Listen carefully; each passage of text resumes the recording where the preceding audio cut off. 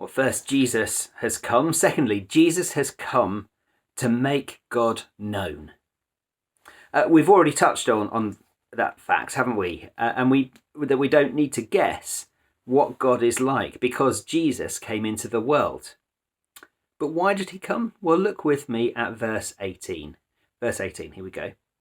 No one has ever seen God, but the one and only Son, who is himself God and is in the closest relationship with the Father, has made him known.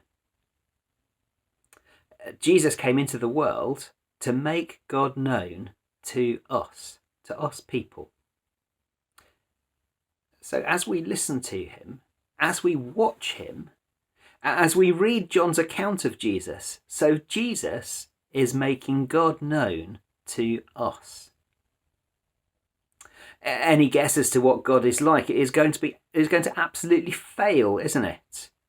It's because no one has ever seen God, with one exception, the Son, Jesus, who is himself God and has made him known.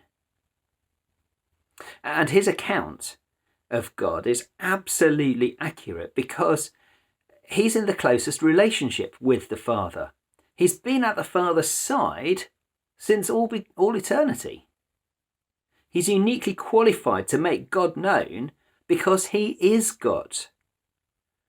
And he's always been with God. Anyone else's guess at God is just a moonshot, isn't it, as they say, doomed to failure. But Jesus' account of his Father is absolutely trustworthy, without a doubt. Of course, someone might object, saying that John's Gospel, like all the other Gospels, is just someone's opinion of what Jesus said and did. Maybe someone's slightly dodgy memory of what happened. But look with me at verse 6. There was a man sent from God whose name was John. That's John the Baptist, not John the writer of the Gospel. He came as a witness to testify concerning that light. John the Baptist came as a witness to Jesus. He said that Jesus was coming into the world. John's ministry was just before Jesus's. They overlapped a little bit. And John said that Jesus was coming, and he did. And more on that next week. And look at verse 14 again. The Word became flesh and made his dwelling among us. We have seen his glory. The we here is probably referring to John himself, John the writer of the Gospel this time, and the other apostles. In his first letter, John says that they heard, saw and touched Jesus. He was there before their eyes. They listened to him firsthand as he taught in the synagogues, in the temple, in open fields and in people's houses. And they touched him, no doubt hugged, arm around the shoulder sometimes.